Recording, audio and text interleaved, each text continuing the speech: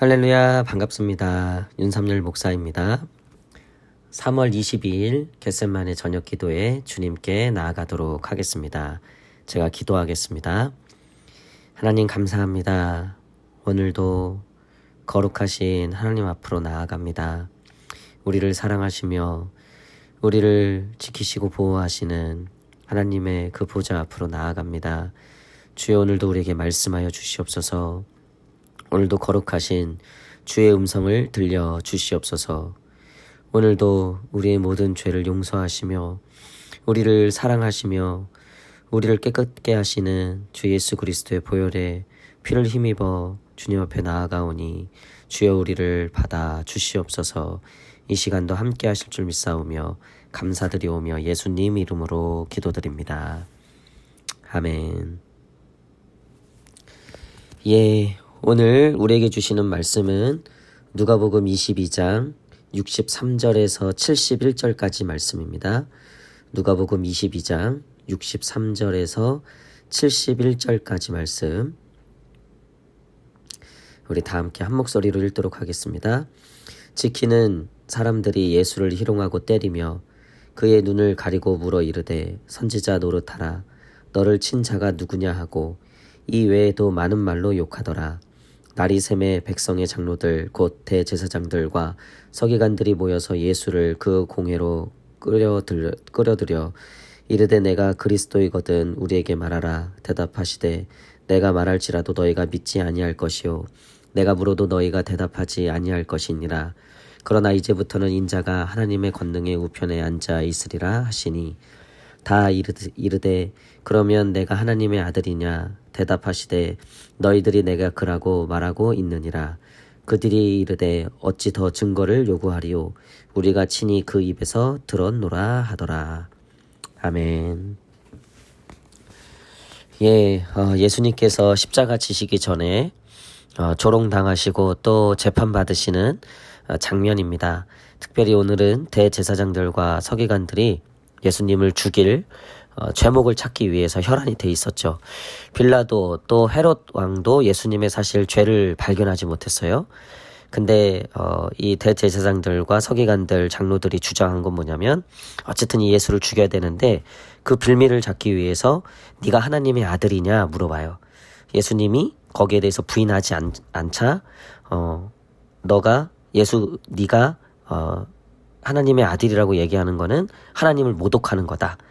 참남죄라고 해서 하나님의 이름을 망령되게 여겼다는 거예요. 하나님의 아들이라고 본인이 얘기하는 것 그것 자체가 신성 모독이라는 거죠.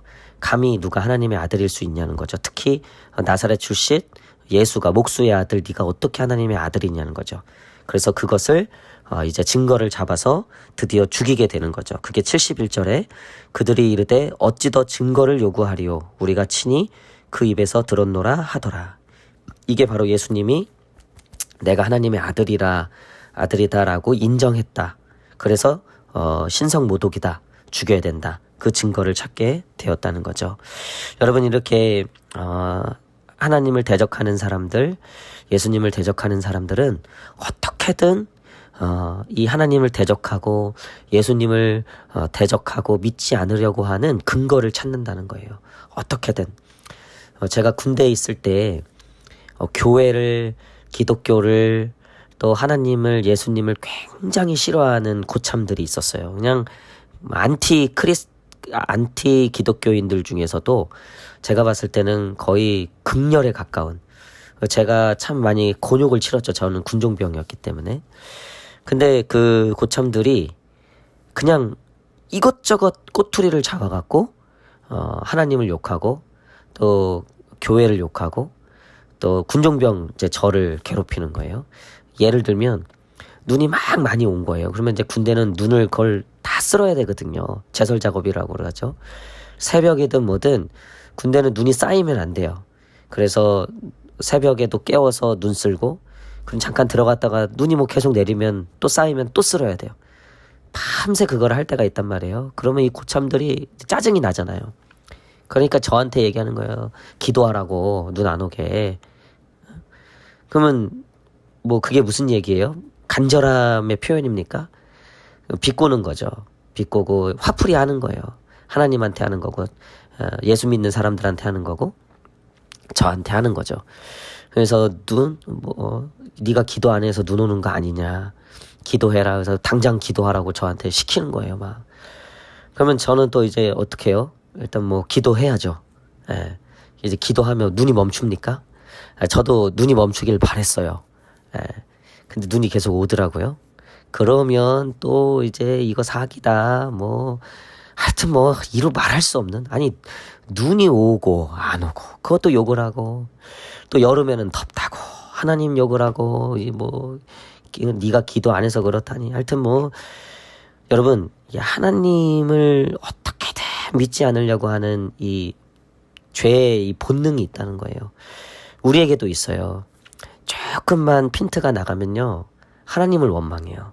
교회를 원망하고요, 목사님을 원망하고요, 성도를 원망해요. 직장 생활에서 예를 들면 상사에게 좀 스트레스를 받았어요. 아니면 삶이 좀 어려워요.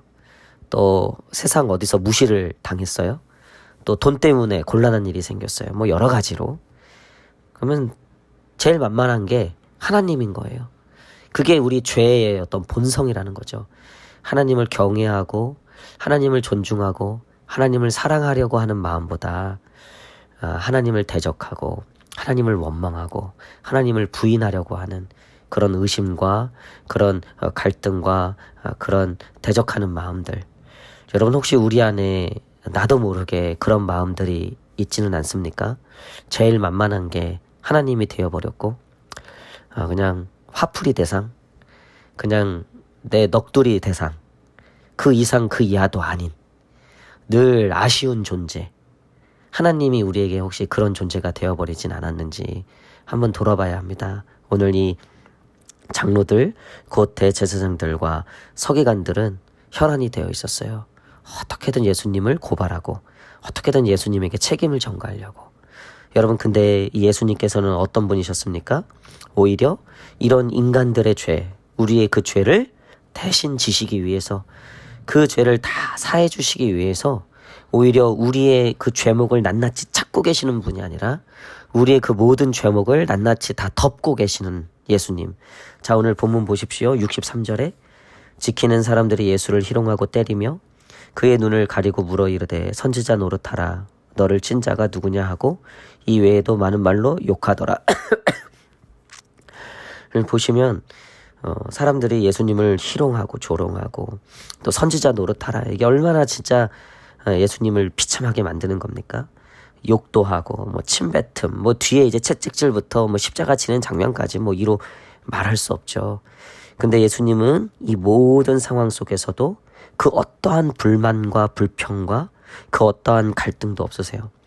겟세마네 동산에서 하나님께 부르심을 받고 이것이 내가 먹어야 될 잔이구나, 내가 져야 될 십자가구나, 하나님께 그 사명을 확실하게 다시 한번 확인한 뒤에는 그 어떠한 변명도 없이 이 십자가를 지시는 길을 걸어가고 계세요.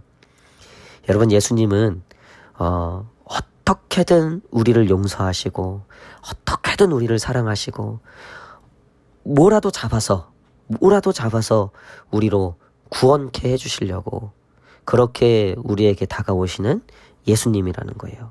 오늘 이렇게 욕하고 조롱하고 희롱했던 사람들, 근데 이 사람들을 위해서 예수님이 십자가에서 뭐라고 고백하셨죠? 하나님께 주여 저들의 죄를 용서해 주십시오. 저들이 하는 일을 알지 못합니다. 그리고 여러분, 우평 강도 두 명이 양쪽에 달리잖아요. 그때 우평 강도가 예수님께 자기를 주님 가시는 그 낙원에 함께 있게 해달라고, 그 한마디에 예수님은 그 영혼을 구원해 주세요. 내가 정녕 나와 함께 낙원에 있겠다. 그러니까 예수님은 사실 뭐 하나 그냥 뭐 작은 꼬투리라도 잡아서 심판하시려고 하시는 분이 아니라 그 작은 꼬투리라도 뭐라도 잡아서 어떻게든 구원하시려고 하시는 분이라는 거예요. 할렐루야. 여러분, 이런 놀라운 은혜가 저와 여러분들에게 있기를 간절히 축복합니다. 우리 교회에 성도님들 중에 예수님을 믿게 된 그런 루트와 또 그런 일들에 대한 간증을 들어보면요, 정말 신기해요. 우연히 생각지도 못했던 어떤 사람을 통해서, 또 어떤 일을 통해서, 또 전혀 생각하지 못했던 어떤 작은 어떤 질병을 통해서, 또 자녀를 통해서, 그러니까 전혀 생각하지 못했던 어떤 일을 통해서 예수님을 믿게 된 분들이 제법 있다는 거예요. 하나님은 사실 뭐 하나라도 계기를 삼아서 하나님을 믿게 하려고 한다는 거죠.